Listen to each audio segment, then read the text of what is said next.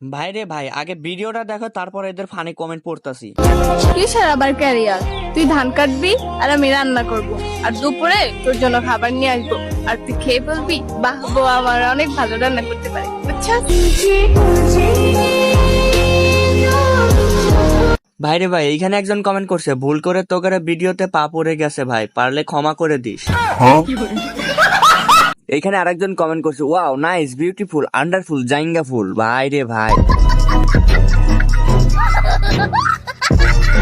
এইখানে কমেন্ট করছে, পাগল যদি বিক্রি হতো তাহলে পৃথিবীর সব থেকে ধনী দেশ হতো বাংলাদেশ।